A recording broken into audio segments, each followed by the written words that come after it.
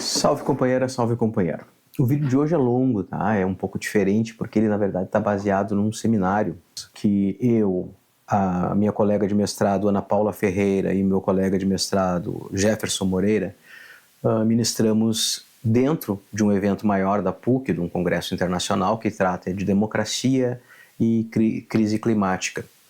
São pesquisas, as manifestações, as palestras são parte da pesquisa de cada um dos pesquisadores, eu, a Ana Paula e o Jefferson, onde nós organizamos a partir da minha fala, que faz um histórico das questões sociais e políticas que fizeram com que até onde as mudanças do conservadorismo conduzisse ao que nós conhecemos hoje da extrema-direita. Eu faço uma análise de todo um processo, a partir da Constituição de 88 até agora, de como nós chegamos, conjuntura atual. A pesquisa do Jefferson faz uma análise da questão histórica, da questão evangélica. A pesquisa da Ana Paula é uma pesquisa que trata da violência política de gênero, onde ela traz dados, informações do Congresso, do Senado, informações importantes que ajudam a qualificar nossa visão sobre esse ponto. Todas têm de fundo a questão do conservadorismo e a direita, né, como atuação na questão da violência política. Então, se você está aqui porque já acompanha o canal, assista uma, depois volte, assista outra e depois volte, assista outra. Porque assim, as três são importantes porque elas formam um todo muito interessante, que elas se conectam muito e isso vai qualificar a tua formação política. Se você é um pesquisador que acompanha a Ana Paula, o Jefferson, assista a partir da pessoa que você tem afinidade e assista as outras num outro período. Por quê? Porque é isso, elas se complementam e vão qualificar, inclusive, a pesquisa que você estiver fazendo sobre esses temas. Então eu quero agradecer a Ana Paula e o Jefferson, inclusive, porque nós construímos o seminário juntos e eles se disponibilizaram em também deixar que gravasse e colocar aqui no canal para fazer esse debate mais amplo, para além do congresso em si que nós participamos. Então um abraço a eles e agradeço. Gente, vamos lá?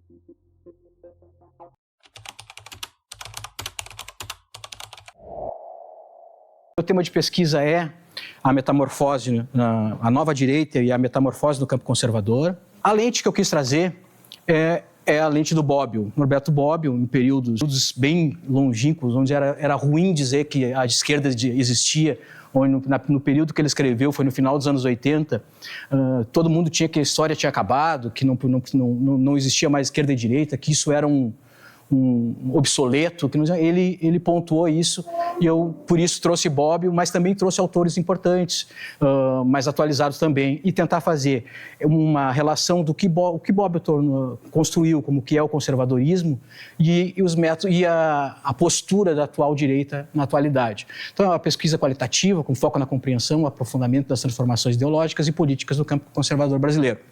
Revisão bibliográfica e os autores que eu trago aqui. Mas então é compreender a natureza dessa nova direita e analisar essas mutações, o que e como isso aconteceu. Então aí para vocês eu trago aqui o Norberto Bobbio, né, um referencial dele, a importância da contribuição dele, ele ainda relacionando o conservadorismo como especificamente no campo da direita e essa frase dele é muito importante, né? A cultura é o equilíbrio intelectual, reflexão, crítica, sentido e discernimento, horror pelas simplificações, pelo maniqueísmo e pela parcialidade. E aqui ele não está sendo neutro, tá? Ele está falando imparcial e na perspectiva de ser um pesquisador. Então, porque não existe neutralidade, muito menos na nossa área, né? Vocês que são assistentes sociais sabem, talvez, melhor que muita gente. Então, a ideia é trazer essa luz dele. E aí eu trago para vocês o que o Bobbio apresenta como sendo as características ou os fundamentos mais importantes do conservadorismo, que é a valorização da ordem, um ceticismo com relação ante as mudanças, Vejam, interessante a gente já ir refletindo como um papel de um dos agentes importantes desse processo, que é um dos aspectos da extrema-direita, um dos segmentos, que é o bolsonarismo. Ele tem na sua gênese o rompimento. Pode parecer que isso seja que ele rompa com o conservadorismo, porque o conservadorismo tem na sua gênese a manutenção da ordem. Então, a valorização da ordem, se tu pegar a prática política particularmente do bolsonarismo, é sempre de ruptura. Então, isso nós vamos desenvolver esses elementos. O ceticismo é a mudança, a aceitação da desigualdade, isso é um ponto importante. Eles entendem que, o conservadorismo, no geral, entende que é natural as desigualdades e que isso faz parte, inclusive, da sociedade e que isso é um elemento importante para que ela se desenvolva. A defesa da tradição, a tradição não só como passado, mas a tradição para garantir também com que as mudanças, porque vejam, o conservadorismo não é contra a mudança, o conservadorismo é contra a ruptura, valores, por isso que ele se apega à tradição, para fazer com que essa transformação seja menos abrupta e mantenha valores como, por exemplo, a família, a propriedade, o papel da mulher na sociedade, nós vamos ver isso, tem setores especificamente com relação a isso, o papel dos negros na sociedade, das mulheres, esses são elementos que estão permeados até hoje ainda, inclusive. A autoridade, hierarquia, elementos que para manter a ordem eles precisam ter uma certa hierarquia, e o exercício da autoridade. E a resistência a direitos sociais. Esses são os traços que o Bobbio nos apresenta. Aí eu preciso trazer para vocês aqui a contextualização desse processo. Vejam, quando nós saímos da ditadura, nós fizemos um pacto que constituiu que se representa a partir da Constituição de 88, esse pacto que foi feito em grande parte pelas elites brasileiras, ele recolocou as forças políticas num outro patamar. E a direita de então, a direita que vinha dentro do Estado, que era um Estado de força, de violência, tinha uma maneira de atuar. A partir da força, por óbvio, né, da repressão, mas também pelo clientelismo. Essas estruturas que existiam, que foram consolidadas ainda no período militar, perduraram após a Constituição de 88. E o que se constatou nesse processo todo é que essa direita não conseguiu se adequar a esse novo pacto. E nós vamos ver isso ao longo do tempo. Por quê?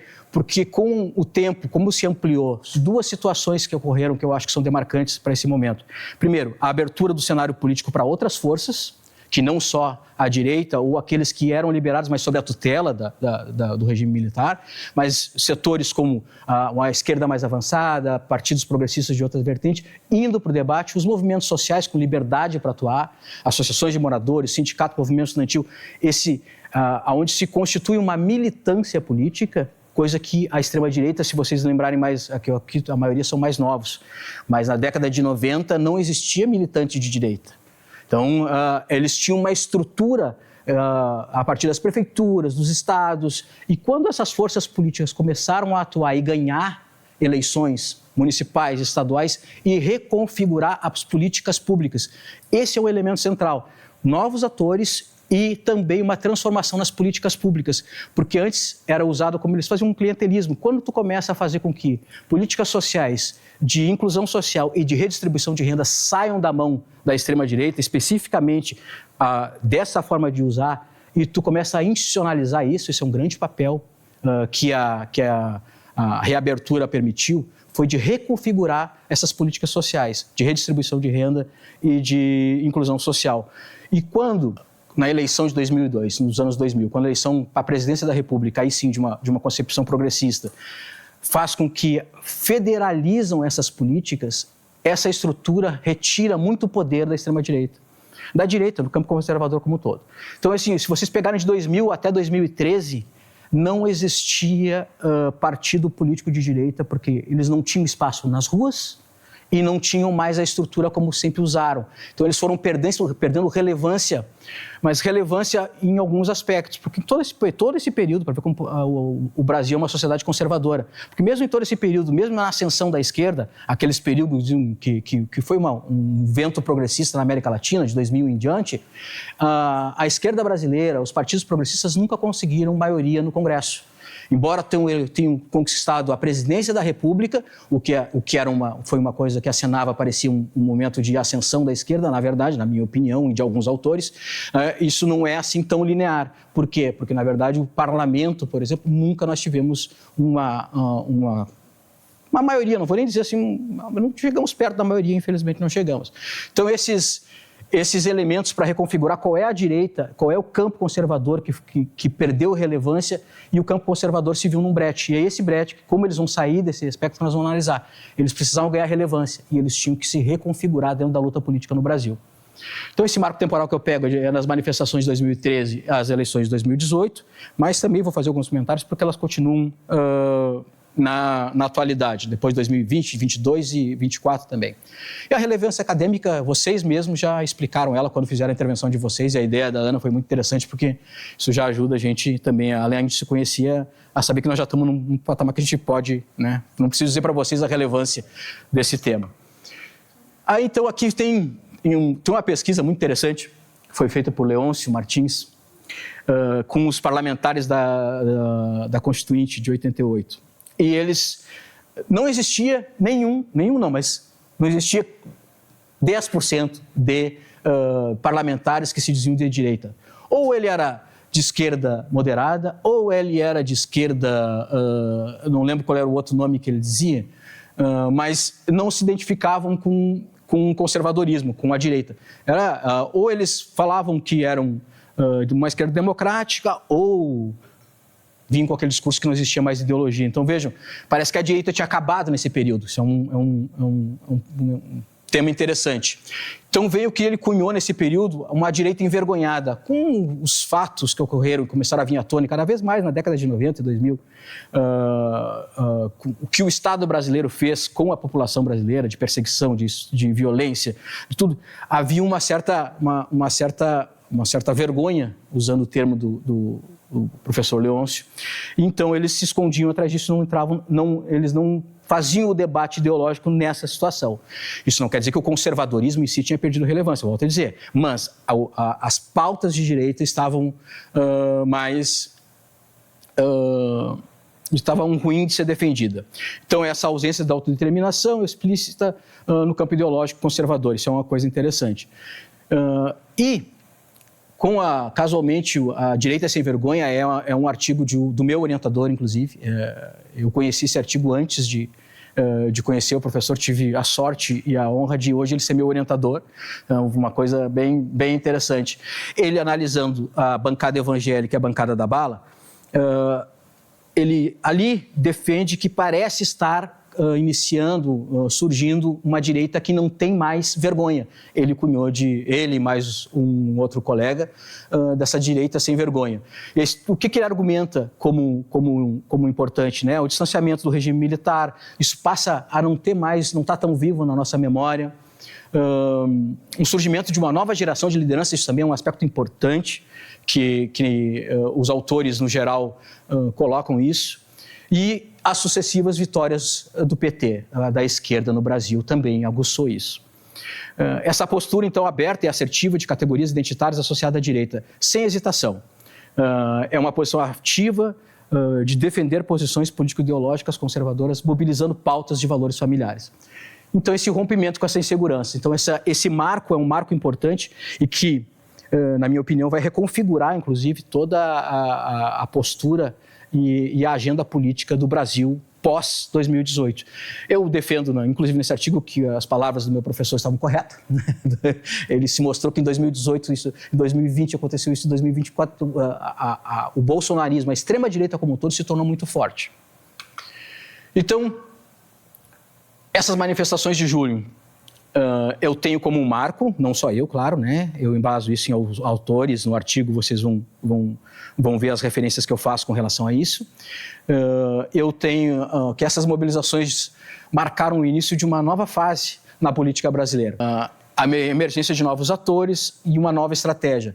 Veja, uma das coisas que vai se consolidar depois de 2018, mas é que uma das diferenças fundamentais é que existe essa direita que dependia do Estado para atuar, essa direita que eu chamo de direita tradicional, que precisava da estrutura das políticas públicas, que precisava do aparato estatal ou de alguma forma de clientelismo, e não tinha um caráter mobilizador, foi superada por essa.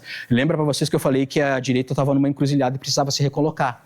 Essa foi uma das formas que ela se recolocou. Ela passou a ter um grau de mobilização muito grande, de uma outra forma de atuação política, que nós aqui, quem acompanhou 2013, no início, para quem é do campo progressista, para quem é da esquerda, foi um impacto diferente, porque pela primeira vez não éramos nós que estávamos reivindicando algo, e vou dizer que é uma coisa que eu acho que a gente nem resolveu com 2013, inclusive. Nós não analisamos aquilo de maneira tão profunda como deveríamos analisar. Eu digo nós, a academia, os movimentos sociais, os partidos políticos, porque existiam lá pautas legítimas. O que aconteceu na luta política que perdeu o controle, isso é outra coisa. Isso, inclusive, é um reflexo do afastamento da esquerda das ruas, né? Então, acho que isso é um elemento importante de que a gente tem que fazer autocrítica e se debruçar aquilo, porque, na verdade, até hoje não está bem solucionado no nosso campo o que foi as questões de 2013. Então, aí, em 2018, se consolidou com a vitória eleitoral do Bolsonaro, mas o caminho disso, do novo discurso, essa reconfiguração, é o que a gente vai começar a passar agora. Então, a gente apresenta essa nova direita e tenta entender ela a partir dessas imagens que, na minha opinião, representam bem a velha política, ou a política tradicional, vocês vejam aqui o Temer, né, o Aécio, mas também representam um novo, literalmente novo, né? Agora ele se chama de partido Missão. Também temos algumas coisas, e a presença evangélica, que é uma questão muito importante. Então, essa nova direita é uma postura de múltiplos segmentos. E dentro desses segmentos, porque nesse artigo eu acabo encontrando três, e essas três que eu vou apresentar para vocês, três campos dentro da direita. O setor evangélico, uma direita antipolítica liberal, que é MBL, esses setores como Vem Pra Rua, que um Partido Novo, e o setor mais radicalizado, que é o bolsonarismo. Então, mas dentro desses segmentos existem subdivisões. A igreja, o setor evangélico, inclusive, é um que tem uma grande divisão, e eu vou apresentar aqui para vocês nesse processo. Então, essa postura assertiva que eu já havia falado, essas novas táticas de mobilização, isso é um elemento importante. Essa retórica antipolítica e anti-establishment também é outro, um elemento que une os três segmentos. E temos também a questão moral, e a questão religiosa, na verdade, permeia todo a nova direita no Brasil, porque dois segmentos muito fortes, que é o evangélico e o bolsonarismo, são vinculados a essa questão da religião de forma muito importante.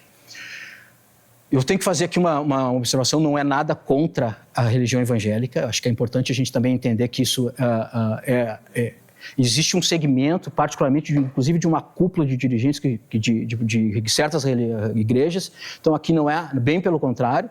Eu sou um ateu que respeito a liberdade de crença de todos. Inclusive, no Brasil, não tem como fazer política se não levar isso em consideração. Mas o que une eles? E olha o crescimento deles, gente. Em 91, um deputado. E agora, na última legislatura, 219 deputados e 25 senadores.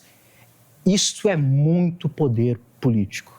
E aqui, pautas como a questão das mulheres, a questão LGBTQIA+, a questão racial, a questão de igualdade de políticas públicas, como nós colocamos lá, na verdade, como foi colocado pelo Bobbio, que eu só trouxe aqui as palavras dele, são elementos do conservadorismo e eles estão presentes ainda nesse campo, principalmente. Mas vejam só, uma coisa que a gente tem que levar em consideração na luta política é que as coisas não são estanques, né? Particularmente essa vertente, enquanto a luta política ou as políticas públicas implementadas no Brasil eram mais do caráter do ponto de vista econômico, eles participaram do governo Lula I, governo Lula II e governo Dilma I, e o que restou o que foi cumprido do governo Dilma III, Dilma II, no caso. Então, assim, não há ali uma predisposição a uma ruptura houve sim uma série de circunstâncias, mas um ponto que a gente tem que levar em consideração, que é quando o governo passou a defender pautas mais progressistas, uma das coisas que aconteceram, que foi em 2010, eu vou alertar mais para frente, foi a questão do reconhecimento da união homoafetiva como sendo conhecida pelo STF como válida e constitucionalmente abrigada pelo nosso ordenamento jurídico.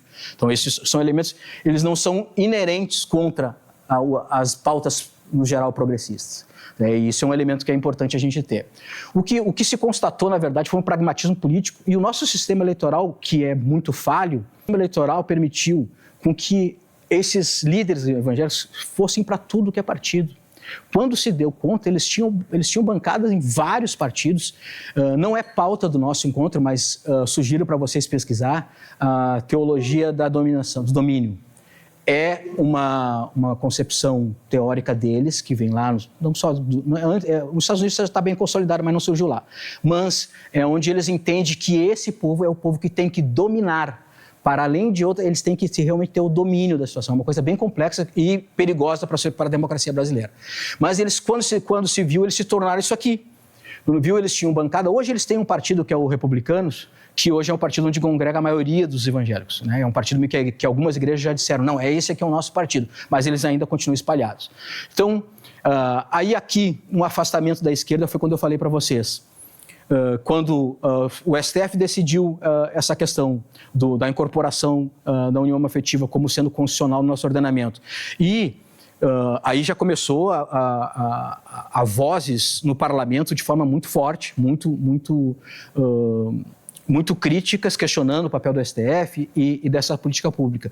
E quando a Dilma foi a gota d'água, vamos dizer assim, nesse ponto com relação à esquerda, quando a Dilma começou a bancar políticas públicas muito mais voltadas a esse segmento, como a Escola Sem Homofobia, essa política, não sei se vocês lembram dessa política, que Escola Sem Homofobia, um elemento importante, dependendo de quem tiver pesquisa envolvendo com isso, tem discursos, tem como ter acesso no site da Câmara e do Senado, discurso de grandes nomes da direita falando contra isso, e tu entende muito bem qual é a relação deles com relação a esse ponto. O que aconteceu com 2013, e aí vejam, isso foi em 2014, em 2013 começaram os eventos de contestação, de indignação da sociedade.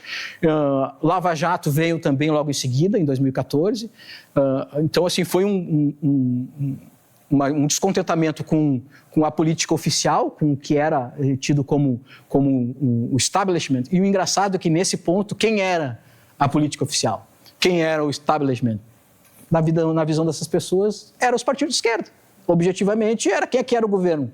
O governo. E olha que as pautas iniciais lá de 2013, se vocês lembravam, foi com relação a passagens, a questão do transporte público. Mas como essa questão foi muito bem organizada, isso se voltou para quem estava no poder, aí passaram... E essa crítica e antipetismo foi também uma coisa que aglutinou muito esses segmentos. Eles começaram a se organizar de uma forma muito grande em relação a isso.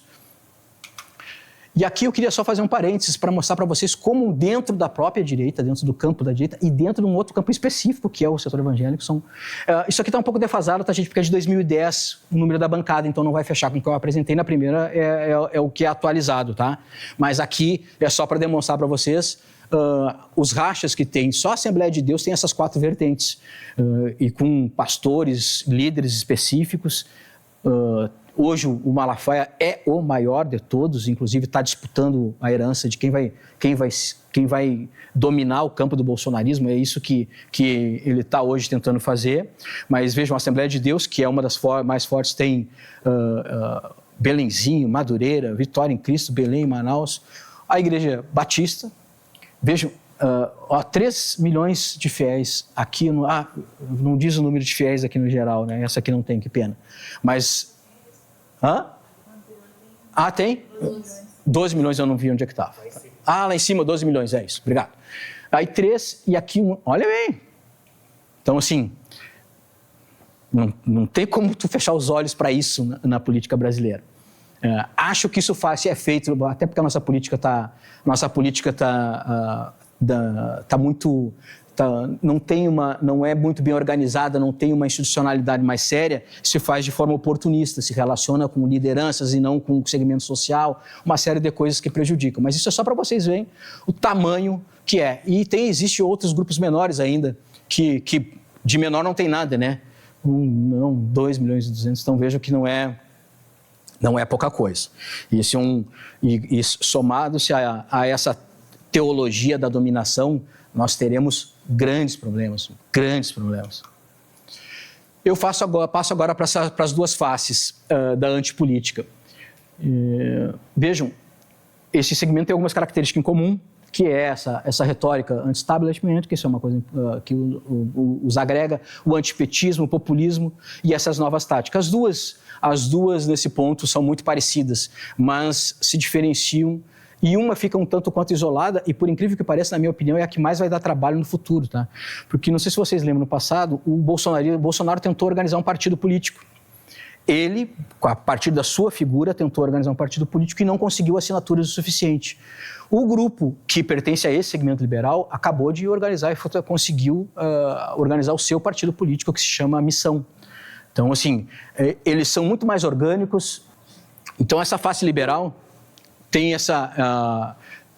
vejam, uma das coisas que caracterizou o MBL, Vem Pra Rua, Indignados Online, esses grupos que depois se constituíram nesse campo particular, foi a discussão anticorrupção e foi também a questão econômica. Esse setor em particular defende um Estado mínimo, questiona a questão da burocracia, eles inclusive tomaram a liderança das manifestações de 2013 por um dos aspectos, é porque eles questionavam muito a questão do serviço público.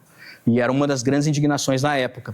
Então, eles têm eles se vincularam à Operação Lava Jato, e aí essa gestão e a eficiência são elementos que são importantes para eles. Aí eu botei aqui MBL, Partido Novo, e enquanto que a face autoritária não. A autoritária é vinculada basicamente ao bolsonarismo, né? O Bolsonaro, que a gente convencionou chamar de bolsonarismo, com lemas como Deus, Pátria e Família, um vínculo às Forças Armadas e o populismo radical e personalista.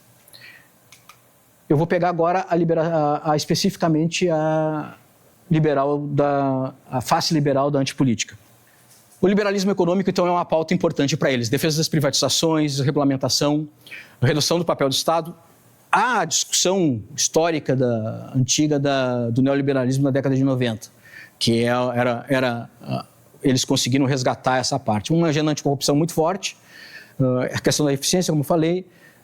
A questão das novas táticas é um elemento importante eu não coloquei aí, porque quando eu tinha concluído esse artigo, eu não tinha ainda aprofundado esse aspecto, mas faz parte da minha dissertação, que é a questão da violência política. Outro ponto importante que eles têm é um discurso de destruição do outro. A desconstituição do enfrentamento, de quem está te enfrentando politicamente, um debate que é de inimigo, de acabar com o teu aliado. Esses dois, em particular, têm essa postura. Vocês lembram? As mulheres, em particular, sofreram muito com isso. A Manuela, inclusive, eles iam para cima dela, é uma coisa muito agressiva, muito, muito, muito forte. E eles têm esse discurso, essa atuação violenta, e no parlamento em particular, a violência política pega a mulher de uma forma muito complicada. Vocês viram, devem ter visto em São Paulo, uma deputada estadual fazendo uma intervenção política e querendo direito, e ela foi para a mesa para garantir o seu direito de fala, e um outro deputado veio e coxou ela, que assim. Isso, depois acabou que não aconteceu nada com ele. Mas, assim, vejam o nível como o ambiente político é hostil, inclusive em várias instâncias, inclusive principalmente com a questão da mulher. Mas isso quem vai tratar mais é a minha colega Ana Paula, mas são deixas para a gente fazer nesse debate. E o antipetismo é também uma das coisas muito, muito colocadas. As diferenças, né? Essa aqui, a face liberal do antipolítica, ela convive com a democracia. É truculenta, tem um discurso violento, mas ela não é antidemocrática. Uma coisa que dissocia essa vertente, que é a radical, a autoritária, é esse flerte com o regime ditatorial. Eles defendem eles defendem o atraso. Inclusive, isso, do ponto de vista do conservadorismo, não é o que eles entendem o correto. O conservadorismo não tem problema ele não quer uma transformação, e enquanto eles querem uma transformação passado, mas querem uma transformação, um Estado violento. O vínculo com as Forças Armadas, isso está no DNA deles, inclusive eles têm uma relação muito forte, vocês lembram disso nos quartéis, o primeiro lugar que eles foram procurar foram os quartéis, não foram, e vejam, é um setor vinculado à igreja, eles não foram nem procurar a igreja, eles foram procurar, são os quartéis, alguns pneus e falar com ET, mas aí é uma brincadeira à parte que não vamos jogar assim tão duro com eles, né? Eu não consigo.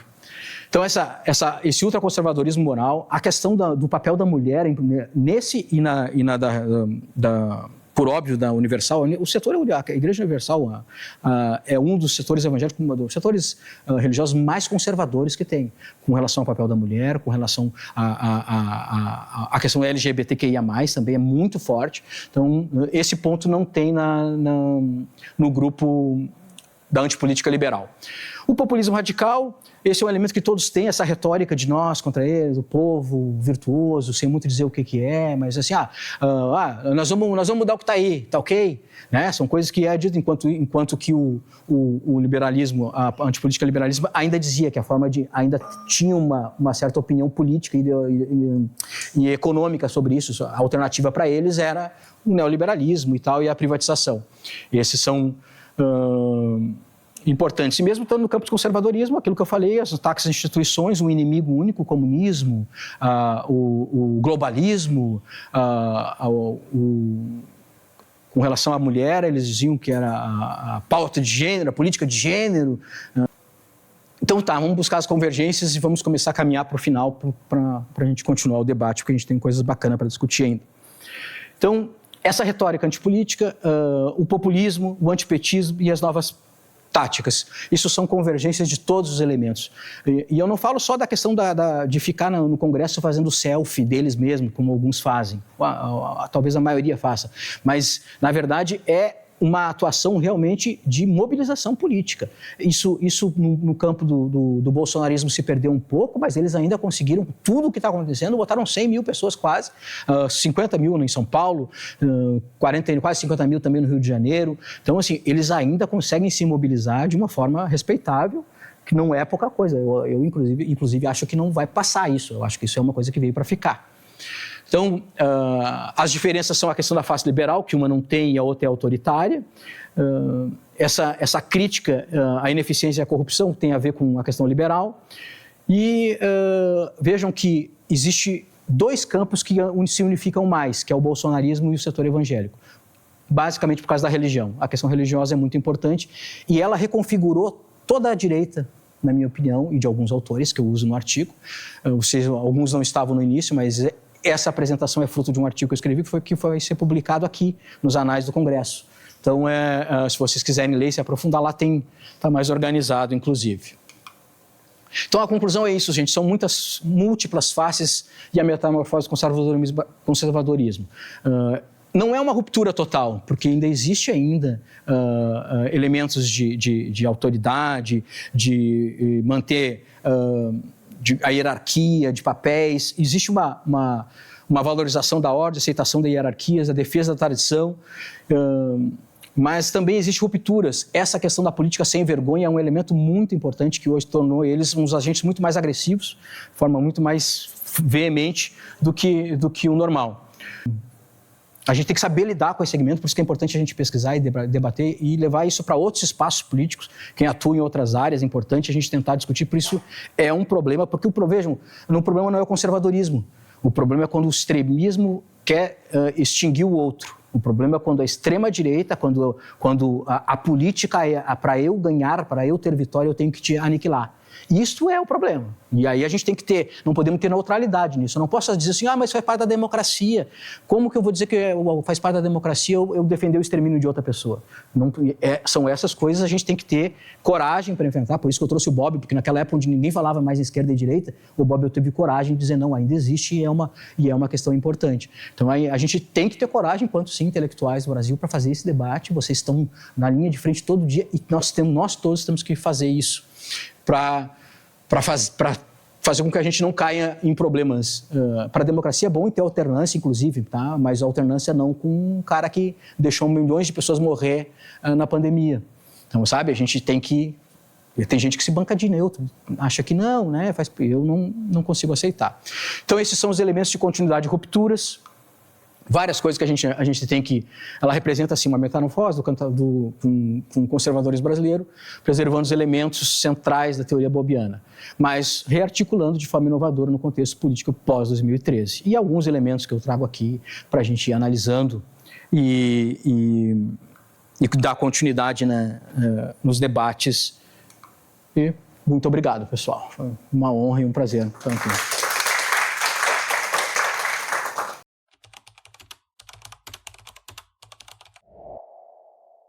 Então tá, gente, bom dia a todos.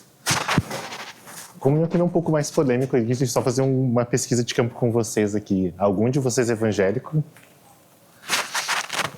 Então, eu sou cristão e o motivo da minha pesquisa sobre isso é só porque alguns questionamentos e algumas coisas que a gente vai ver ao longo do tempo, como o Rodrigo falou, e vai esmiuçar um pouco mais sobre essa influência das igrejas evangélicas no cenário eleitoral no Brasil, e algo bem surpreendente e interessante que a gente vai ver, né? Então, eu criei um título aqui para essa prisão que é Entre a Vocação e a Votação, né? Porque algumas coisas são um pouco diferentes, né? Para falar sobre isso, sobre essa questão do cenário eleitoral, a gente vai avançar um pouco mais e ver como que surgiu essa questão do protestantismo no Brasil e como ele virou o neopentecostalismo, movimentos completamente distintos, com coisas diferentes e que mudaram completamente a forma como eles são. Então, no início do século XVI, do Rio de Janeiro, 2 pastores calvinistas vieram e celebraram o primeiro culto, uma Santa Ceia, que foi onde começou a questão do protestantismo no Brasil a partir dessa época. Só que nessa época era o período ainda do Brasil do Império. Então, as pessoas não tinham muitos direitos. Eles não tinham direitos a se casarem, não tinham direitos a enterrarem as pessoas, nem educação, nem explicarem exatamente o que faziam. Então, com essa questão, um país era 100% católico, vi algumas pessoas, e começou a ter esse contato com uma religião diferente, mas que num primeiro momento eles não tinham o mesmo acesso como todo mundo, né? A questão do neopentecostalismo, mas aí eles foram crescendo aos poucos, pouco a pouco, vai mudando constituições, algumas reformas políticas e vai se desenhando um cenário novo eleitoral no Brasil. Mas na década de 70 teve o surgimento do neopentecostalismo, que é um surgimento de uma vertente nova com relação ao protestantismo. Por quê? Relação a algumas teorias novas, né? Principalmente com foco voltado em curas, teorias da prosperidade, e esse boom muito maior com relação às comunidades carentes. Então tinha esse apelo muito maior para essas pessoas mais pobres, tipo, vamos lá, vocês têm que ficar ricos, vocês podem ser curados, e aí arrebanhavam coisas. E por isso que é uma das maiores hoje, como o Leandro mostrou antes com a questão dos dados ali, a Assembleia de Deus foi uma das primeiras igrejas a se estabelecerem nesse sentido, né? A divulgação maior deles para atingir as massas mais carentes era justamente pelos meios de comunicação. A Igreja Católica, nessa questão de proselitismo, era mais estacionada nessa questão, tinha algumas missões, mas a questão dos evangélicos era ir para as comunidades carentes, ir para os lugares, comprar emissoras de rádio, quando possível, emissoras de TV, comprar horários e mostrar os milagres, as coisas, e começar a mostrar para essas pessoas uma mudança de vida. É interessante disso porque se a gente pegar e der um pulo de 70 para 90, tinha 17 mil templos nesse tempo. Hoje em dia, a gente passou para mais de 100 mil. E é interessante que a gente tem bastante gente do serviço social, e vocês conhecem várias comunidades maiores que a gente, mas não importa o quão pobre e carente é uma comunidade, vai ter uma igreja lá. Tem que ter essa questão que o Leandro falou, de mostrar o poder, de mostrar que a gente pode, uma representatividade, de mostrar uma ligação com Deus para essas pessoas, né? Através disso. E essa transformação na fé no Brasil, uma questão católica, como a gente voltou ali, da primeira vez, onde, 99,7% das pessoas eram católicas no Brasil, para 2022, onde esse percentual de católico caiu para 56% e de evangélicos aumentou para 26%. E isso mostra uma perspectiva que, se continuar nessa projeção, em 2030 a gente vai ter uma mudança. O número de evangélicos vai ultrapassar o número de católicos e isso vai mudar completamente o cenário. Uma das minhas preocupações com relação a isso, essa pesquisa, é para onde a gente está indo e o que aconteceria, né? Será que isso seria algo bom para o Brasil? Será que a gente ia virar o conto da Aya, etc.? Essa questão de poder e essas coisas é muito interessante com a questão evangélica de por que essas coisas são importantes, né? Porque tem algumas passagens na Bíblia que diz, tipo, que bendita nação cujo Deus é o Senhor. Então, se a minha nação é governada por uma pessoa que representa Deus, a gente vai prosperar. Se não é, a gente vai dar todo tipo de desculpa para tentar provar que não é o caminho correto e que seria de uma forma diferente. Isso, tipo, padrão de todos os lugares, né? Então, tipo, com relação a isso, esse crescimento, o Leandro falou antes, a gente tem algumas coisas, tipo, que refletem na questão da política do Brasil, com uma bancada evangélica enxuta, aqui ele já falou antes, então a gente vai passar rapidamente, mas que aumentou a sua influência pensando em alguns cenários estratégicos no Brasil que aconteceram, mas principalmente nesse período aqui, entre 2015 e 2018, a gente teve 2 impeachments, teve essa questão da Dilma apoiar questões mais de esquerda, e aí o pessoal evangélico, tipo, não, isso não é o que a gente acredita, e ter essa ruptura aí e começar a se estabelecerem mais. É interessante aqui que a gente comentou antes a respeito de algumas igrejas, de tipo, a igreja que tem mais membros fiéis no Brasil é a Igreja Assembleia de Deus. Mas a igreja mais envolvida na política no Brasil é a Igreja Universal. Por quê? Porque ela que tem o maior número de meios de comunicação e ela é a que se comunica com as outras. Ela acaba representando, apesar de não ter uma grande massa de deputados e senadores, é ela que acaba mobilizando todas as pessoas. Por exemplo, nos dias de hoje, por vazamentos de WhatsApp e outras coisas, a gente já sabe que já tem uma mobilização em São Paulo, tipo, da própria igreja, para por dia fazer com que comunidades carentes das pessoas tenham título de eleitor atualizado, e a meta por dia é de 700 títulos por dia. Isso até as eleições é um grande número para eleger um deputado, um senador. Então, tipo, é uma questão que eles se preocupam e sempre estão se mobilizando por trás. Tipo, e é uma coisa que não é aberto, mas é um projeto político muito bem estruturado, e a longo prazo a gente vê que a gente não está tão longe assim de 2030. Faltam 6 anos para esse número mudar, né?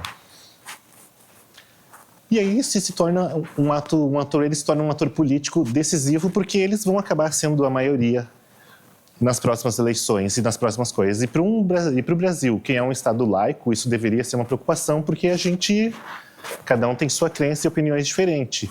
E pensar que um grupo só pensa de uma mesma maneira, isso vai influenciar e afetar em várias questões sociais, questão de aborto, questões sociais, questões de casamento de pessoas do mesmo gênero e etc. Uma série de coisas que, se nós somos contrários, a gente não vai passar e vai barrar. A gente já viu isso na prática em alguns lugares, por exemplo, nos anos passados, por exemplo, eu não lembro que cidade do interior de São Paulo, onde uma menina de 13 ou 14 anos foi estuprada e foi liberado pela justiça o aborto, e o que houve?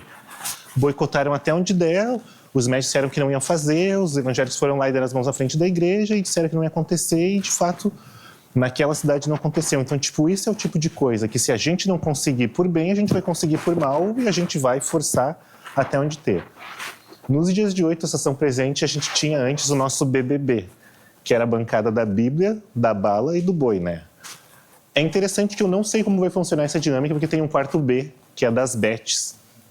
E apostas não é uma coisa relacionada à igreja muito boa, mas são grupos de interesse econômico que vão estar juntos porque são do mesmo pacote. Por quê?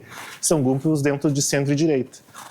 Então, eles, de alguma forma, isso vai ser bem curioso ver como vai ser o desenvolvimento, mas eles vão estar juntos e são os 4Bs, né?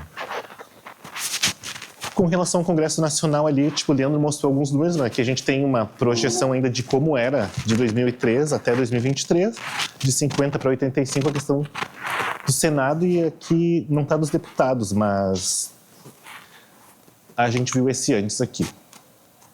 E aí, para a gente ter uma ideia prática de como foi, tipo, um breve estudo de caso, tipo, a gente vai fazer uma breve análise sobre a eleição de 2018 e ver como que foi essa força, aproveitando uma ruptura onde teve do PT, teve impeachment de 2 pessoas, teve essa questão, e onde eles entraram de fato com um projeto, tipo, agora é hora de a gente entrar na política de vez, que foi através da eleição do Jair Bolsonaro, né? Essa questão do Messias aqui é interessante por ver, porque algumas coisas que são muito, que a gente vai discutir ao longo do tempo aqui, que são caros para os evangélicos, que é uma figura pública, carismática, e essa questão, tipo, de Israel, né? Tem uma estrela de Davi ali no peito, tipo, tem que ter essa representatividade, tem que ter.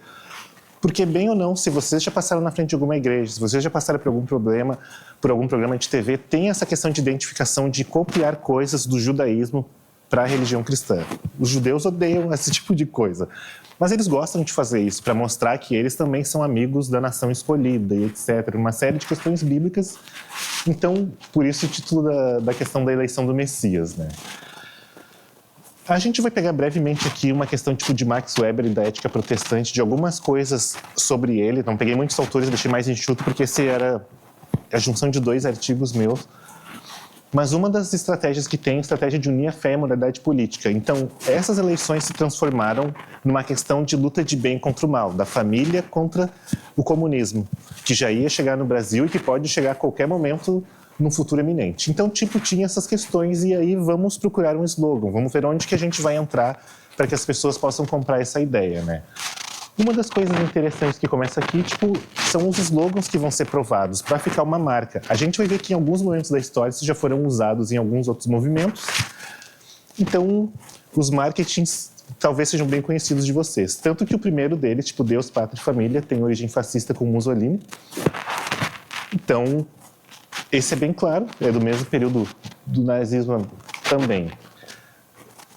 Também tem essa relação de Deus, Pátria e Família com um golpe militar que teve em Portugal. E eu gosto muito dessa figura aqui, porque se a gente olhar e analisar ela, tem algumas coisas bem interessantes, né? Por exemplo, é uma família tradicional que está chegando em casa e a mulher, obviamente, está trabalhando, cozinhando. O filho está sentado sem fazer nada, o marido está chegando. E a menina ali embaixo, não dá para ver bem, mas ela está com uma boneca deitada numa cama, cuidando da boneca e fazendo comida, já se preparando para ser uma boa esposa e dona de casa, né?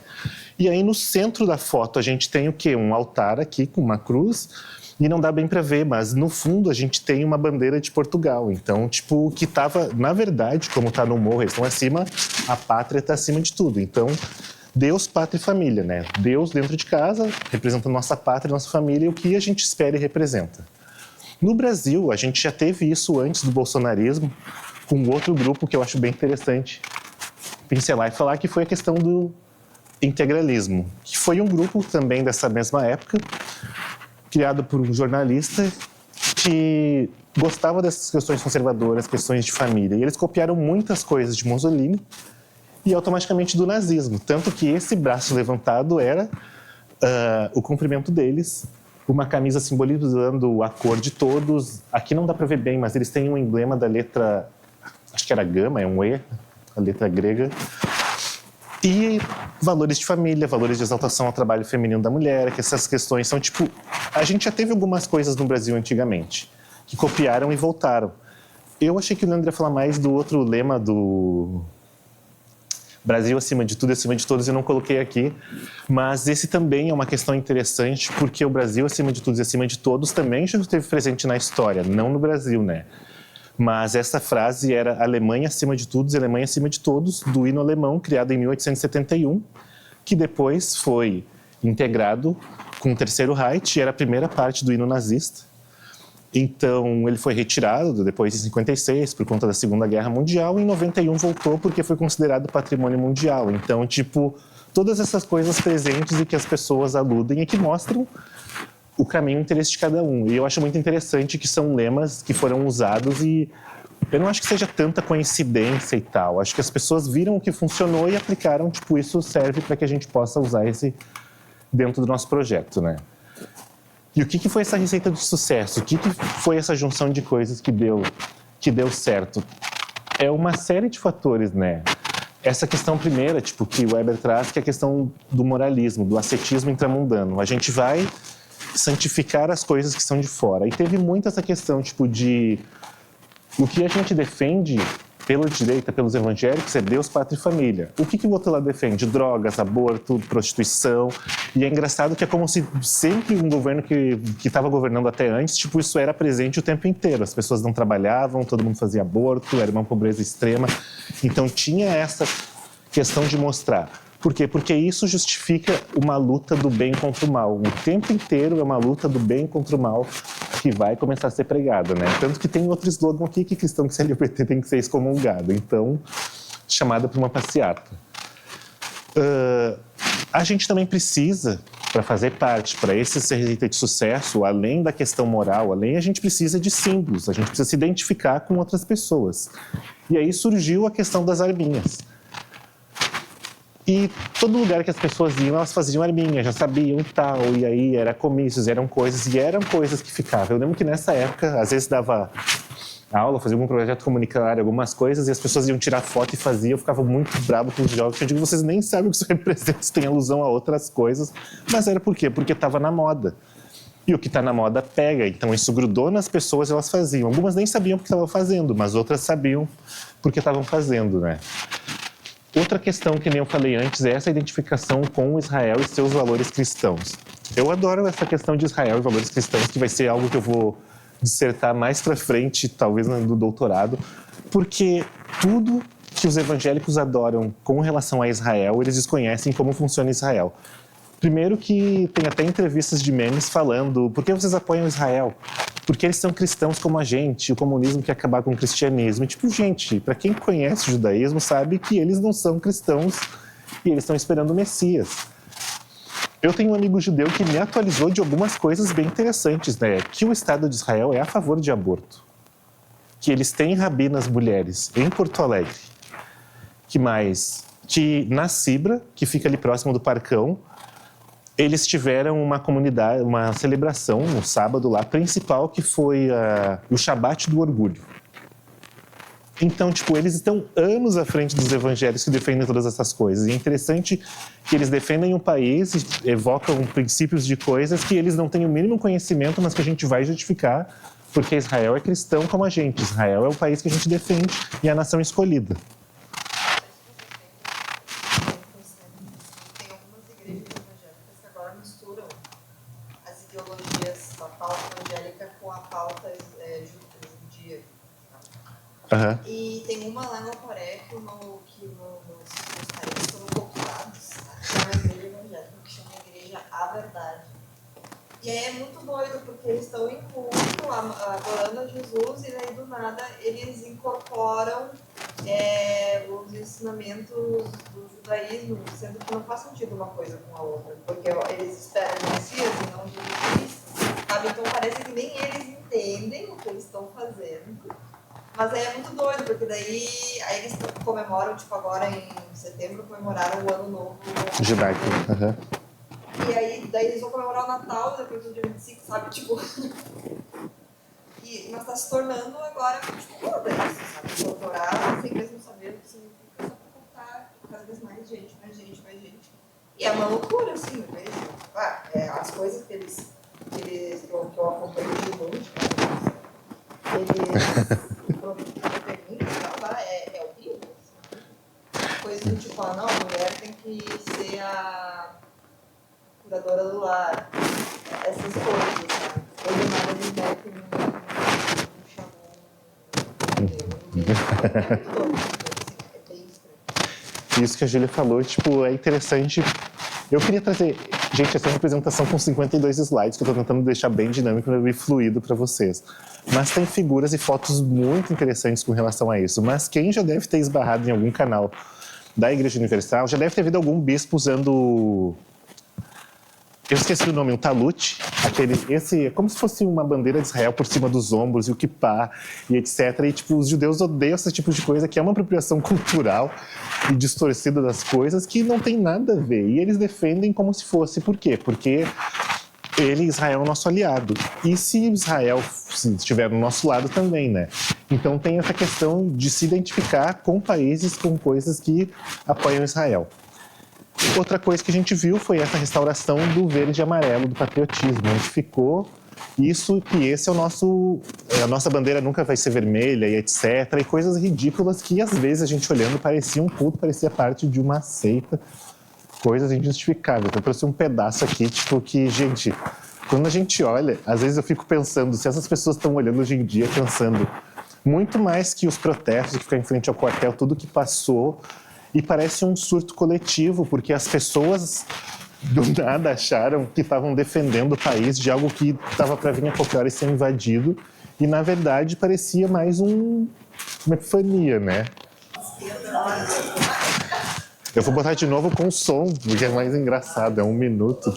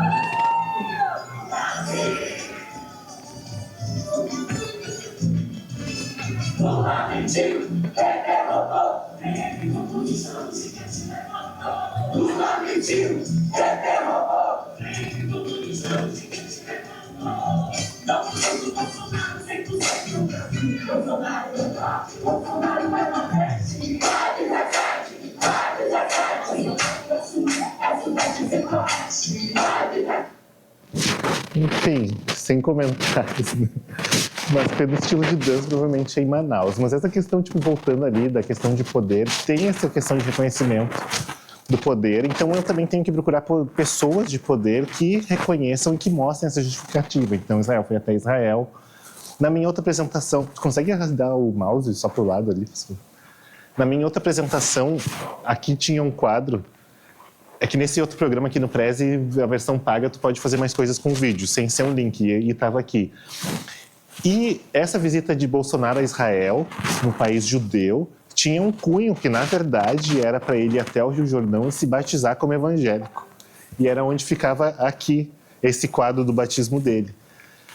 Ele se batizou com os 2 filhos dele. Para não perder o embalo e mostrar que era evangélico, os 2 filhos deles depois se batizaram em mais 2 igrejas evangélicas só para confirmar, então. Bolsonaro foi consagrado, eu perdi as contas em quantas igrejas evangélicas também, mas também teve uma questão aqui interessante, porque essa questão não é só evangélica, é uma questão de pauta cristã. E em alguns momentos ele ia até as igrejas católicas e tinha essa rixa com as igrejas, e aí o pessoal ficava... Nossa, mas ele não é, tipo, de verdade porque ele é a favor dos católicos e eles têm todo esse negócio, mas que depois ficou apaziguado. Por quê? Porque como nós temos um inimigo comum, o nosso inimigo é o mesmo, então a nossa questão é a mesma, e aí se apazigou. E as pessoas iam para a luta, para a caminhada e passeata, e a gente vê uma verdadeira salada de fruta cultural, né?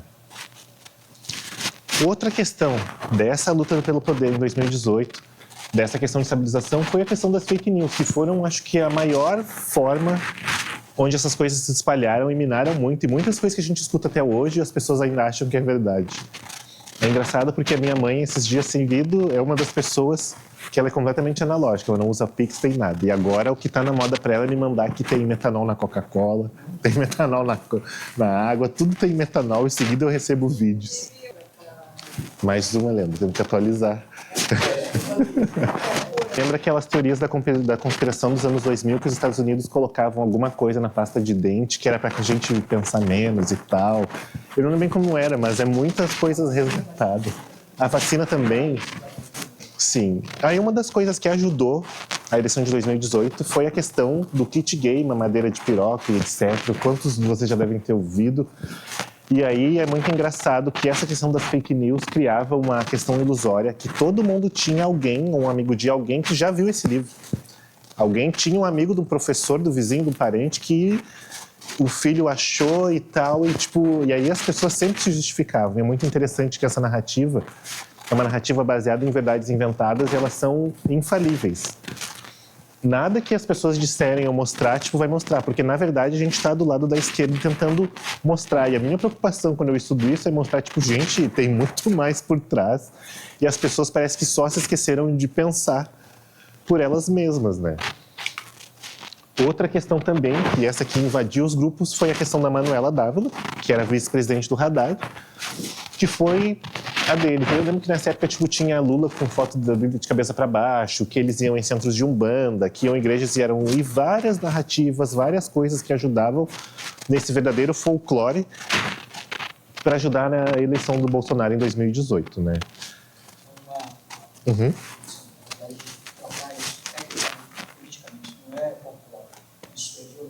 Sim. Esse é o princípio da democracia, que as pessoas têm condições de decidir a partir ter a sua opção a partir do que realmente está acontecendo. Quando tu falseia a verdade, tu está fazendo uma violência com a democracia. Então, isso eu acho que a gente tem que combater. Sim. Isso não fica no meme, na brincadeira. Não, eles são a violência que eles cometem em vários pontos. Esse é a mentira, a fake news é um exemplo. E essa questão que o Leandro falou, tipo, de resgatar as coisas e violência, a gente vê, mas eu não quis deixar, tipo, tão violento aqui, colocar os paralelos entre o movimento fascista e nazista, integralista, para ficar uma coisa mais suave. Mas, claramente, por aqui a gente já tem ideias de algumas coisas. Por exemplo, do integralismo, o Brasil feminino, essa questão das mulheres com Bolsonaro. Eu achei ridículo, mas eu não ia fazer vocês ouvir a música da Bolsonete. Essa questão de identificação e mostrar... É melhor, me poupa, é melhor não saber. Não, é. E aí coisas assim que mostram que a gente tem que ficar em casa e cuidando dos filhos e tal. E isso é uma completa besteira. E outras coisas que vão trazer, né? Tipo esses paralelos do simbolismo. Por isso que eu disse que eu trouxe uma foto para trazer alusão ao nazismo, mas do integralismo, que é muito parecido e que tinha essa questão das arminhas e tal o tempo inteiro. Esse aqui acho que fala por si só, né? Essa foto é de 64 e eu não sei, parece que as pessoas guardaram mesmo cartaz em casa, ou os pais ou os avós lembraram. Então, tipo, gente, é muito interessante que algumas coisas parece que foram simplesmente restauradas, né? Os resultados das eleições de 2018 a gente conhece, né? Bolsonaro foi elegido com 55,3% dos votos, crescimento de mais de 30% da bancada evangélica, porque ele realmente puxou a questão da bancada evangélica, militares, tem mais questões de grupo, mas eu foquei nos evangélicos, militares. Quem mais, Leandro, entrou nesse barco com ele? Com essas eleições, evangélicos, militares... Segurança é uma grande então, geral. É. O Bárbara já tinha muito espaço. Ele ganhou no segundo turno, refletindo essa questão de polarização, tipo, o PT ainda tentou até onde deu ali para ir. E uma questão de 1,2 milhões de eleitores que se identificam evangélicos aumentou significativamente bastante. A gente vê essa questão de 1,2 milhões no Brasil como o Brasil, que parece pouco, mas foi exatamente o que fez a diferença nessas eleições, onde o Lula voltou novamente ao... Eu acho que foi uma margem de 1,5 milhão, se eu não me engano, de votos. Então a gente vê que faz uma diferença. Para um país como o Brasil parece pouco, mas a gente viu nas últimas eleições que fez diferença, né? Foi na prorrogação do segundo tempo que teve essa mudança, né? E essa questão da multiplicação de igrejas e coisas, porque entrou na moda novamente, entrou na moda ser cristão, entrou na moda todas essas coisas, trouxe essa restauração de coisas, né? Aí, conclusões, aqui já pra gente encerrar, né? Crescimento evangélico no Brasil que mostra a força de um grupo que é capaz de influenciar a política de um país inteiro. Como eu disse, tipo, é um projeto político que existe e é uma junção de várias igrejas e que tem várias coisas por trás e que acabam afetando outras pessoas, né? Por exemplo, acho que vocês se lembram da questão de quando o Marcelo Crivella era prefeito ou governador de São Paulo, que ele chamou todos os pastores da cidade e disse que eles iam passar todo mundo que era membro de igreja na frente da fila do SUS para questão de operação e coisa, que era só da lista para o secretário-geral. Marcelo Crivella também criou um aparato de censura onde as pessoas iam fazer entrevistas ou coisa em frente ao hospital e tinha as pessoas contratadas só para pular na frente da câmera e falar positivamente. Ninguém podia ser negativo, ninguém podia ser contrário, né? Uma questão de censura bem moderna. Então, tipo, isso mostra. Fora outras questões onde as pessoas tentam boicotar projetos de leis ou mesmo nessas questões, tipo, ir até um hospital e dar as mãos ou tentar intimidar as pessoas, coisas do gênero. Fora coisas que, infelizmente, já são normais, por exemplo, contra violência contra religiões ou pessoas que pensam de forma diferente e etc. É uma preocupação porque fé e política interligadas e é uma coisa que, para o nosso país, que é um Estado laico, se a gente pensar naquela projeção a partir de 2030, onde isso mudaria, como o Brasil se tornaria, o que seria mais importante? Num Congresso, Senado e deputados lá, para a questão de mudar e aprovar leis, tipo, como seria a questão tipo, de aprovar coisas que são interessantes para o que a gente acredita? Como que a gente vai fazer essas questões, a questão de escola? Agora tem um projeto novo, se eu não me engano, era para ter tipo, uma Bíblia em todas as escolas e ter 15 minutos de leitura da Bíblia num Estado laico, né? Então, essa é uma das últimas que foram inventadas agora. O uso do forte apelo emocional e poder simbólico, como o Leandro disse, tipo, de uma violência escancarada onde a gente vai justificar que o que a gente faz é certo, não importem os motivos. Na minha outra apresentação tinha uma foto que era da Trindade, que era Bolsonaro no meio, à esquerda a bandeira de Israel, ou dos Estados Unidos, depende do momento, e na direita a da família, era Deus, Pátria e Família. Porque não importa o que a gente fizer, vai ser justificável. Ah, mas teve corrupção, mas o PT roubou mais. Ah, mas o Bolsonaro foi divorciado outras vezes, mas ele é casado de novo. Ah, mas os filhos não sei o quê, não importa, eles são padrão de família. Tipo, sempre vai ter uma justificativa. E essa questão da Trindade, Deus, Pátria e Família, é interessante, tipo, um questionamento, porque é um apelo emocional. Acima de tudo, acima de todos, tipo, a gente vai estar fazendo o que é certo para defender os nossos interesses, e eles vão ser justificáveis, né? E isso é muito interessante, voltando no tempo, voltando a essa questão de evangélicos e bíblias, que era uma coisa que no passado era normal. A gente vê muito algumas coisas de conquistas na Idade Média, mas quem alguma vez já foi numa igreja, já viu histórias do Velho Testamento, era normal.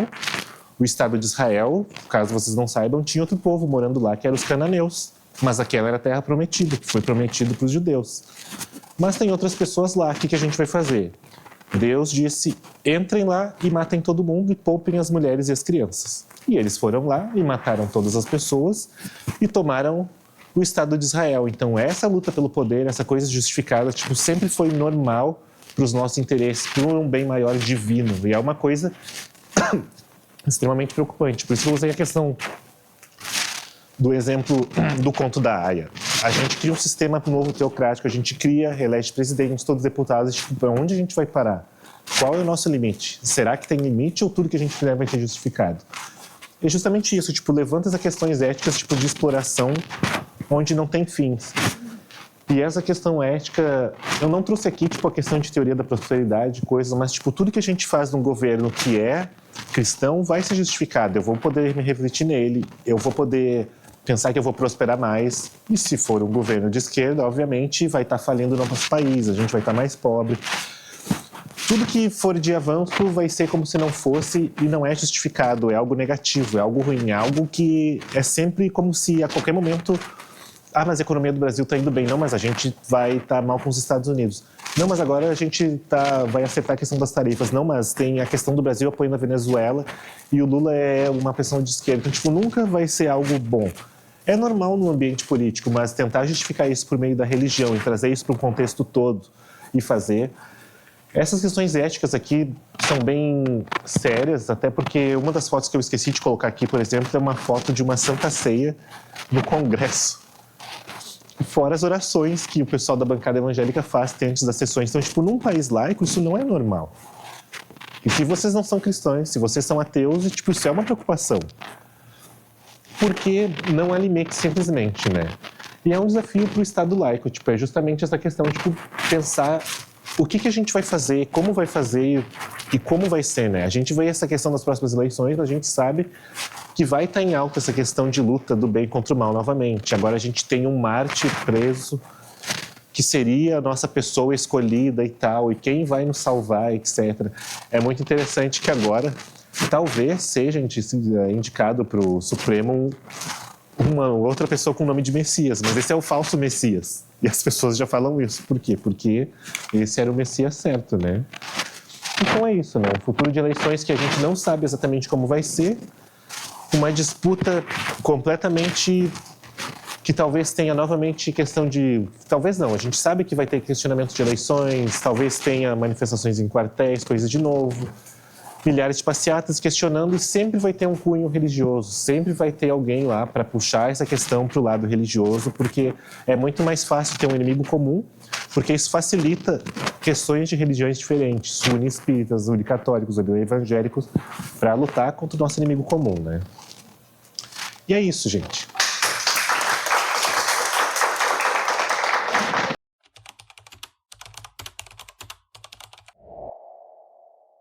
Então, gente, meu nome é Ana Paula, sou cientista social pela URGS, sou mestranda em Sociologia e Ciência Política. Eu trabalho a violência e política de gênero com pano de fundo do neoconservadorismo, né?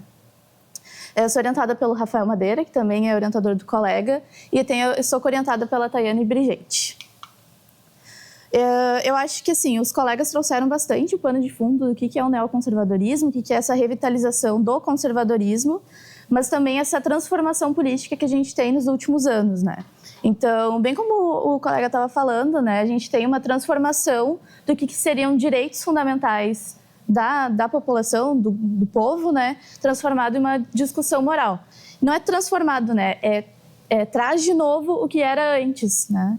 Então, por exemplo, os direitos da mulher, direitos reprodutivos, vai tudo para uma situação do que é bom, o que é ruim, né? Então, o aborto, tu está matando uma criança, não é um direito, tu está matando uma criança. E isso também fomenta essa separação da vida privada, que é o doméstico, é o da mulher, e o público de poder, que é do homem, né? Para além disso, então, eu trago a questão da democracia e essa cegueira de gênero, né? Que seria a própria ciência política, a política em si. Ela traz um viés muito universal, mas que está sendo bem específico de quem que pertence à política, quem é que tem que estar naquele espaço. E a violência política, ela é essa revitalização da violência de gênero que a gente tem na sociedade. Então, né, essa violência direcionada às mulheres, os corpos feminilizados, né? Então, quando tu adentra esse espaço que é de política, que é do homem, essas mulheres elas vão sofrer essa violência lá dentro, né? E aí que a gente tem a prática da violência política baseada em gênero e raça, que é bem importante trazer a questão da interseccionalidade. E eu trago como exemplo a ex-presidenta Dilma Rousseff e a Marielle Franco, que sofreu feminicídio político, né? E daí eu trouxe uns livros, né? Os colegas falaram da Manu. A Manuela Dávila, ela fez um livro que traz relatos de mulheres na política, sobre essa violência política, né? Uma coisa que está aqui, está posto aqui e também está aqui, é que esses relatos são de mulheres vinculadas a partidos de esquerda, né? Isso quer dizer que mulheres de direita não sofrem? Elas sofrem, mas a gente não sabe se elas reconhecem essa prática. Então, eu vou deixar o livro, se vocês quiserem dar uma olhadinha. E falando na Dilma, né, tem uma questão bem interessante, não é interessante, não é legal, né? Mas que, enfim, eu não vou debater a questão do impeachment. Por que se deu isso, como é que se deu, mas o que ela sofreu em consequência do processo de impeachment, né? A gente vai ter figuras políticas que vão ter um comportamento muito mais, talvez, nervoso, talvez agressivo, e não vão ter sofrido as violências que ela sofreu, né? Não vão ter sofrido, por exemplo, as fake news, as imagens que fazem alusão ao estupro, várias questões que, inclusive, nesse livro que fala das mulheres na política, eu vou pegar aqui uma imagem, está marcado com marca-página, mas, por exemplo, num carro, a gente vai ter uma figura da Dilma com as pernas abertas, assim, totalmente fazendo apologia ao estupro. Enquanto que, por exemplo, os políticos, qualquer homem que a gente for ver, eles também sofrem umas fake news, mas não dessa forma, dessa transgressão de direitos humanos. Então, eu vou passar também, não é legal, mas eu acho interessante a gente estar falando sobre isso, porque, por exemplo, passou, tá quase esquecido, tá quase perdoado. Eu não acho que esteja assim, né? Porque hoje, se tu for falar da Dilma, ainda é um discurso moral. Mas ela fez isso, ela fez aquilo, o Lula fez isso, fez aquilo. Mas o que o Lula sofre não é o mesmo que a Dilma sofre, né? Nesse sentido, então, trazer o que é a concepção da democracia. Eu coloco como um substantivo masculino, porque, por exemplo, até pegando o conceito histórico... Pode tirar ali o mouse que está no cantinho? Isso. No conceito histórico, né, de como que surge o conceito de democracia. Ele é, lá na Grécia Antiga, quem que tinha o direito de vivenciar o direito político, a democracia? É muito específico, são homens gregos, nativos, que nasceram lá, proprietários de terra, e livres. Então, qualquer outro sujeito que fosse para além disso não tinha o direito de exercer a política, a democracia, mesmo sendo a democracia o governo do povo. Mas que povo é esse? É um povo muito específico. São homens brancos, proprietários, né? Então, já vai classe, gênero e raça. Exatamente é esse viés. E todos os corpos que saem dessa normativa não vão ter o direito de exercer a política, de vivenciar a política ou a democracia, né? Então, aqui a gente tem uma imagem bem simbólica daquela época, mas aqui está o nosso Congresso. A gente até tem mulheres, porque agora elas são cidadãs, né? Em 1932, a gente tem o direito ao voto, e isso é interessante, né? Esse direito ao voto é uma cedência. Os homens nos cederam esse direito. Mas se tu adentrar a política, será que tu vai ter esse direito mesmo, né? É exatamente isso que a violência política de gênero vai trazer. Então, agora a gente tem até algumas mulheres, mas a maioria continua sendo homens, e homens brancos. E nesse sentido, tem a Flávia Frendenberg, que ela é uma cientista política brasileira, que ela vai dizer, né, que, por exemplo, assim, nem a ciência política ela se escapa disso. Nem a ciência, no geral, e nem a ciência política. Porque, assim, o que a gente vai ter também na academia? São muitos homens brancos falando o que é democracia e o que não é. Então, ela demonstra que, ao ignorar as mulheres e outras interseccionalidades de sujeitos, a gente não vai ter uma meia democracia ou uma democracia de baixa qualidade. A gente não vai ter uma democracia. E a Angela Davis, ela também traz essa perspectiva. Claro que ela é estadunidense, ela traz de uma realidade de lá, mas a teoria que ela traz, ela vai se respaldar em outros territórios, né? Que quando é muito estranho uma dita democracia que historicamente excluiu pessoas negras, que excluiu mulheres negras e que ainda teve, durante a escravidão, teria ali uma democracia. O sentido de democracia, ele também é disputado, né? Então, como é que ele é do povo, mas só se vê um tipo específico de pessoa lá dentro, né? E isso vai se refletir na subrepresentação política das mulheres, mas também de povos originários, também de, enfim, toda essa diversidade que a gente tem dos marcadores sociais da diferença, né? E trazendo, exemplificando essa questão, eu acho muito interessante falar sobre isso, mas somente em 2016 que foi ter um banheiro feminino no Senado. Até então, as mulheres que estavam lá, elas tinham que sair do plenário para ir em outro prédio para ir no banheiro. Então, isso pode parecer simbólico, mas já está mostrando na estrutura física daquele espaço que as mulheres não são bem-vindas ali. De quem que vai ter o pertencimento daquele espaço. Então, é para além do viés conceitual, a democracia do povo, mas só tem aquela pessoa. Também na estrutura física, e isso é no Brasil, 2016. E daí entra a questão da subrepresentação política, né? Eu acho muito importante trazer isso, porque, de novo, reflete esse conceito, essa questão teórica está aqui na prática, né? Entre 184 países ao redor do mundo, né, o Brasil está em 135º lugar de representação política. A gente só tem 17,5% de mulheres como parlamentares. E esse dado ele é alusivo à Câmara de Deputados, né? E a média dos outros países é de 25%. Ou seja, a gente está bem abaixo da média. Para além disso, a gente vai ter países aqui na América Latina, né? Cuba está em segundo lugar, Ruanda em primeiro, a Nicarágua em terceiro e o México em quarto lugar. E o Brasil está lá embaixo. Então, é assim que a gente vai pensando o que é a democracia, né? Para além disso, eu trago assim, esse gráfico que eu acho interessante também, de 98 a 2022, porque em 97 a gente tem a Lei Geral de Eleições. Muitas pessoas conhecem como a lei de cotas, né? Mas não é bem assim, ela é geral e tem lá uma parte que fala das cotas, que também se fala cota de gênero. Na verdade, mais ou menos, porque assim, ela fala que os partidos têm que ter 70% de candidatos de um sexo e 30% de outro. Então, por exemplo, não é 70% de homens e 30% de mulheres. Tem partidos que já fizeram a lógica ao contrário, 70% de mulheres e 30% de homens, mas é um partido. E a maioria dos partidos mal chega nos 30%. Então, a maioria dos partidos de direita não alcança os 30%, mas também de esquerda. Então, como eu disse, né, essa questão é até importante trazer, até os partidos de esquerda também não fazem os 30%. Porque o que acontece? Não tem nenhuma sanção política ali, não tem nenhuma sanção financeira, só está na lei, mas ela acaba não tendo tanta validade que se a gente for pegar os dados e ver que nem todos os partidos, a maioria dos partidos não chega aos 30%.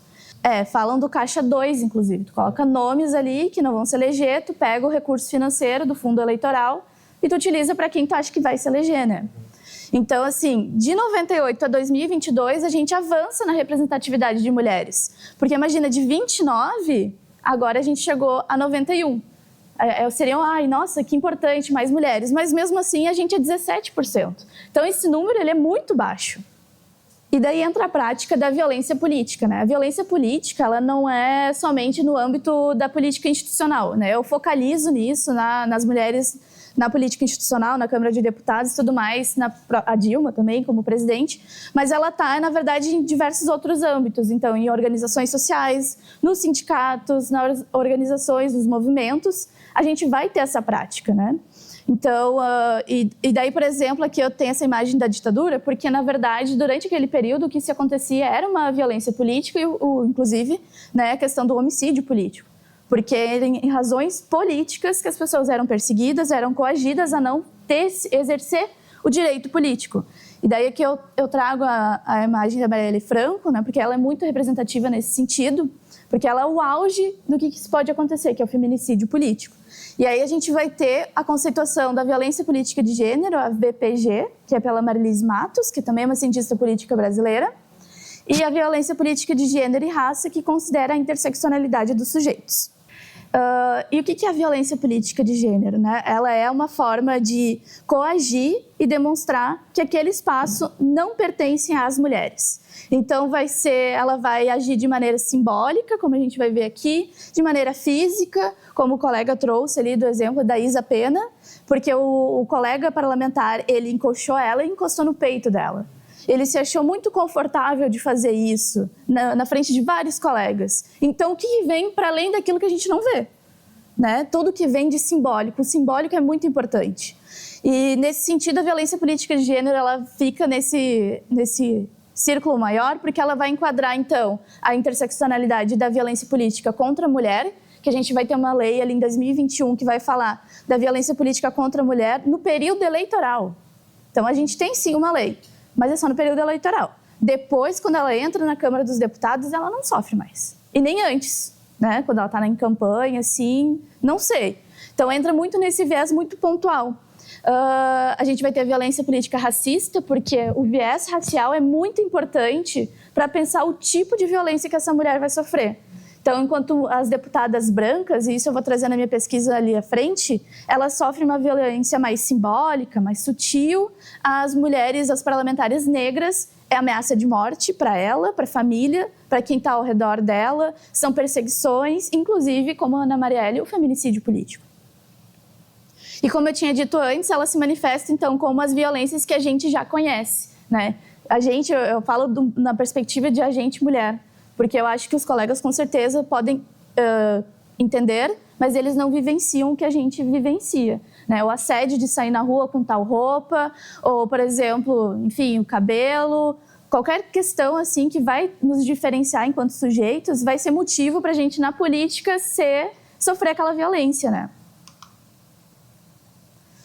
E, como eu disse, eu já fiz já tive uma pesquisa na graduação que trabalhei a violência política de gênero no contexto do neoconservadorismo e no contexto do neoconservadorismo, né? Resgatando o que os colegas trouxeram.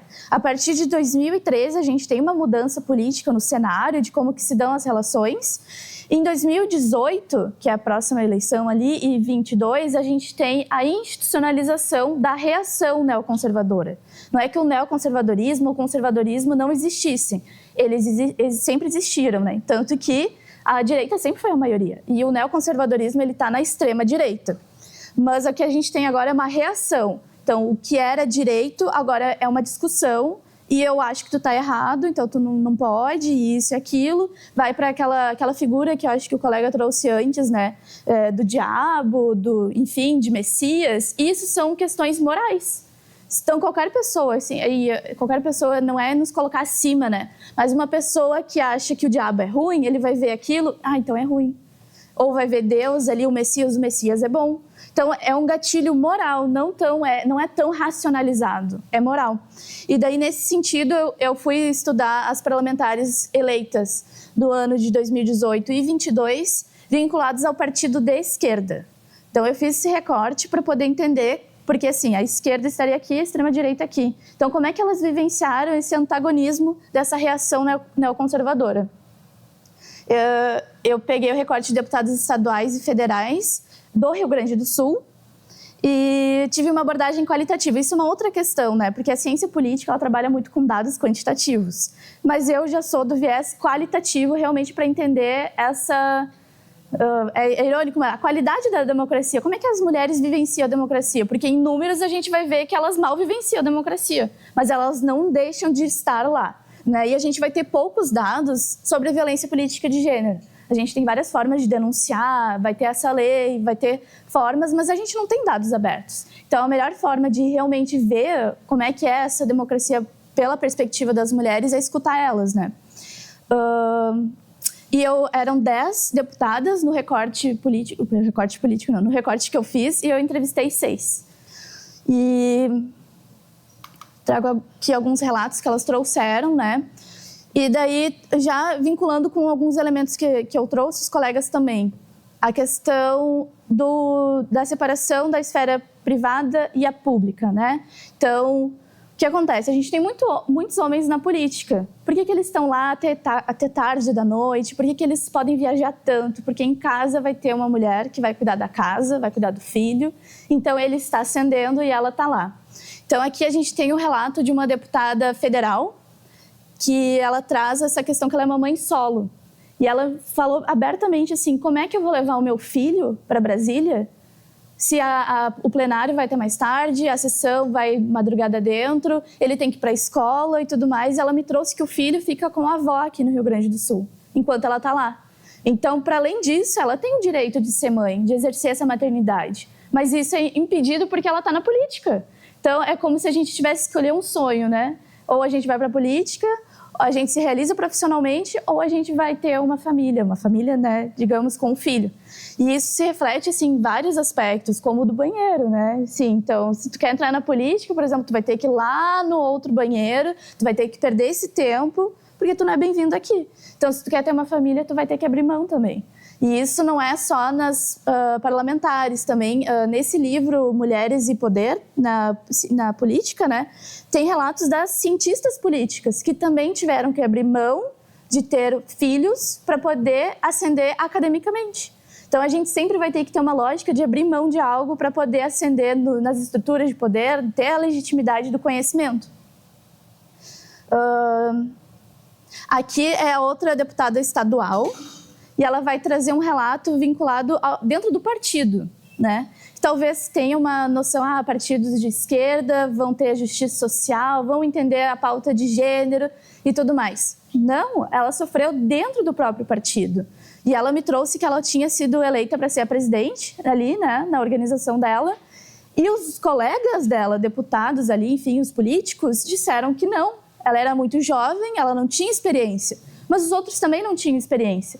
E mesmo assim ela foi destituída, ela não pôde exercer essa presidência.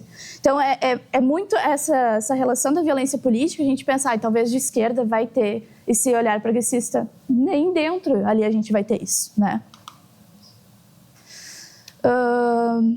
Em relação a... Eu lembro que eu abordei com elas a questão da reação neoconservadora, né? Então elas trouxeram bem isso que eu estava mencionando, né? Que se tem uma reação. Então a gente vem de um cenário político de justiça social, de avanço de políticas públicas, né? A gente vai ter melhores indicadores sociais de igualdade e a gente vai ter essa reação, essa sensação de perda de poder, né? Perda de lugar, essa moralização das pautas. Então a gente vai ter uma reação maior que vai influenciar na violência política de gênero. Porque se a mulher tem que ficar em casa, ela não pode estar na política. Se por exemplo, pessoas do mesmo gênero não podem casar, por que eu estou vendo alguém aqui de mão dada com o seu companheiro, sua companheira? Né? Entra essa lógica de para quem que o mundo pertence, para quem que a democracia pertence. Não é para eles, é para mim. Então fica essa lógica de nós contra eles, como os colegas trouxeram, né? Aqui tem um relato que vai em direção à presença das mulheres na política, né? Como eu trouxe antes, a gente tem mais mulheres na política, mas tem um diferencial. Num cenário histórico, são os partidos de esquerda que vão trazer as mulheres para a política, que vão estar mais propensos a fazer esse incentivo às mulheres na política, mas agora quem faz maioria são mulheres de direita, não é mais esquerda. Só que quando tu vai ver o viés também racial, é os partidos de esquerda que vão eleger pessoas negras e a direita não elege pessoas negras. Dentro do recorte do Rio Grande do Sul, não vai ter nenhum deputado vinculado a partido de direita, são só de partidos de esquerda. Então, se fosse seguir uma lógica, não posso dizer que sim, pode ser que sim, mas pode ser que não. Agora, como as mulheres de direita já cooptaram essa pauta, pode ser que os movimentos de direita vão cooptar também a pauta racial e trazer pessoas negras para trazer legitimidade a um discurso excludente. Mas eu não trouxe aqui, mas tem uma outra deputada que ela falou para mim assim que agora a gente tem mais pluralidade política e que é importante mesmo que a mulher seja de direita ou tenha pautas talvez mais conservadoras, é importante a presença dela lá. É um debate que se tem na ciência política, né? Basta mulheres na política ou mulheres feministas, mulheres que lutam por mulheres, né? E o que acontece? Agora, no mestrado, eu estou trabalhando o mesmo recorte da graduação ali, e a minha intenção agora é escutar as deputadas de direita. Eu ainda estou executando a pesquisa, então não vou conseguir trazer tantas coisas. Mas aqui eu trouxe, sim, para só trazer esse panorama das deputadas estaduais, eleitas em 18 e 22, quais que são de esquerda, que estão com a bolinha vermelha, as de direita, em azul, e de centro, né? Uma outra questão que os colegas trouxeram ali, só pincelaram, né? Mas é os partidos de centro. Depois de 2013, a gente tem o esvaziamento do centro, porque agora a direita, ela não tem mais vergonha, ela é sem vergonha, então ela é só de direita e ponto. Então, a esquerda, ela está historicamente bem consolidada, são os partidos de esquerda, o centro se esvazia e a direita, ela se incha. A gente tem muito partido de direita. E isso aqui a gente vai ver, né, que em 2018, ali a gente tinha 3 deputadas de esquerda, e agora aqui em 2022 a gente vai ter 5. Mas mesmo assim a maioria são de direita, né? Então a minha intenção agora realmente é pegar esse recorte das deputadas de direita e entrevistar elas, entender como é que é a vivência política. E eu trago esse viés na abordagem qualitativa, porque o que acontece? Talvez se eu perguntar para uma deputada de direita se ela sofreu violência política de gênero, ela pode dizer que não, ou ela pode dizer que sim. Eu tenho uma hipótese de que quanto mais próxima ela é da pauta neoconservadora, menos ela vai reconhecer. Mas ela pode dizer que sim, porque é o que acontece. A direita, ela cooptou a pauta de gênero. Então, agora, as mulheres podem vir para a política, está até liberado. Mas até que ponto está liberado as mulheres estarem ali, né? E as deputadas federais, eu não acabei não mencionando, mas o que acontece? A nível estadual, a gente tem maior presença de mulheres. A nível federal, a gente vai ter muito menos. Então, em 2018, a gente só tinha 3 deputadas. E daí eram 2 de esquerda e 1 de direita. Mas agora, em 2022, a gente vai ter... Aqui tem essa questão, ó, continua a maioria de esquerda e uma de direita e uma de centro. Que a Anny Ortiz, ela era deputada estadual e ela veio para federal. Mas aqui é interessante pegar esse viés. Como eu disse, historicamente, a esquerda elege mulheres, de mulheres, né? E aqui, a nível federal, como historicamente é um número menor, ainda a esquerda ainda está como prevalente, digamos assim, né?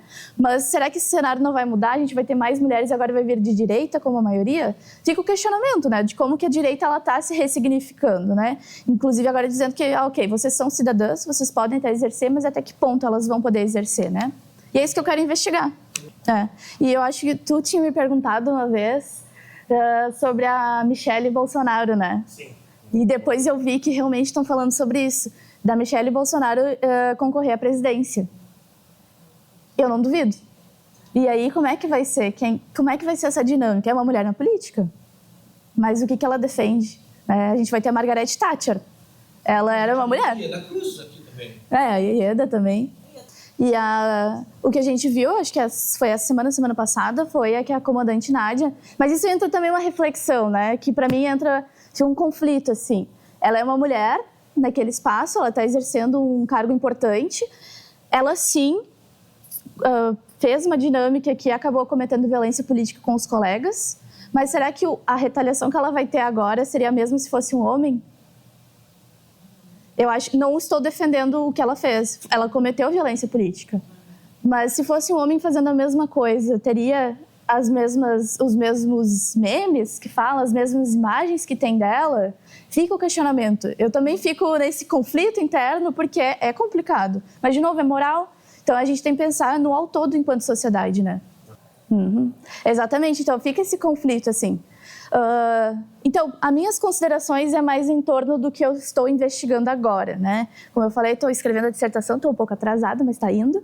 E então, é realmente ver esse problema se as deputadas alinhadas ao campo ideológico da direita, elas reconhecem na trajetória. Então, a minha ideia é usar a abordagem de história de vida, porque assim elas vão contar como é que veio essa trajetória política, como é que elas se encontram com a política e, a partir dos conceitos, tentar identificar se a violência política está lá. Porque elas podem dizer que não sofreram, que tá tudo certo, mas elas podem trazer um relato que se configura a violência política, né?